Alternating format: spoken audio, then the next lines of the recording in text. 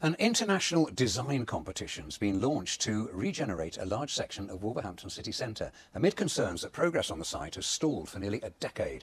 St George's could see new homes, retail and what the City Council has described as a diverse and creative neighbourhood. Firms will compete for a winning design, which will be overseen by the Royal Institute of British Architects. We'll hear from them shortly, but first of all, our correspondent Ben Godfrey reports from Wolverhampton on a new drive to regenerate the city. It's a key gateway into Wolverhampton city centre, but for approaching a decade it's been a sprawling car park in the shadow of a gem, the Grade 2 listed St George's Church.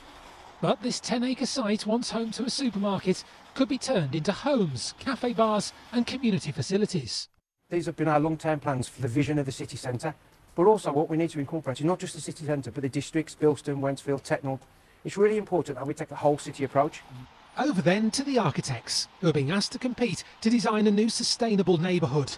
This development could link to a new £61 million learning quarter anchored by City of Wolverhampton College. So will this act as a springboard to wider city centre regeneration? And many of the problems that towns and cities have got in the UK is the fact that there's less footfall because internet shopping, COVID and everything else. And by building homes right in the heart of the city centre, I think you start to increase that footfall. And the impact on that on other existing businesses is obviously huge.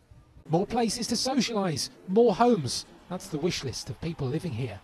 I thoroughly will back whatever they want to do, sort of thing. It is a depleted city now. It's needed. It's going to make Wolverhampton beautiful. There's going to be more opportunity for people my age and the older people, more housing. The competition to pitch designs has started. Eventually, 4 architects' practices will be given 8 weeks to come up with their final blueprints. Ben Godfrey, BBC Midlands Today, Wolverhampton.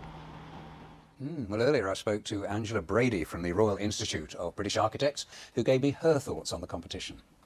Well, what we're looking for is something that is exciting and new and different, and something that is kind of very futuristic in terms of how we socialise together, how we make space, how we create places for all ages. And this is a wonderful opportunity to actually do something very different. And how do you see this fitting into the bigger picture of Wolverhampton? Well, Wolverhampton is an improving city, is what I would call it. And it's where the actual city council themselves want to partner with private developers. And they want to have the same goal of creating new and exciting spaces for the people. So this is very much a people-led, people first. It's not for the big developers just to make money from. This is actually investing in the social future and attracting new people into this new neighbourhood, which has got such vast potential. It's really exciting. I can tell you're very enthusiastic about it. Well, I am, because very often you don't get a council working with a private developer. And here, the RIBA Competitions Office has got vast experience in bringing people together and getting the best design for something. And creating a new neighbourhood doesn't mean that design costs extra money. Good design can change places and make it better for everybody. And it's also really important to bring the community and the community groups along with you all the way. Ask people what they want and don't presume you know what they want.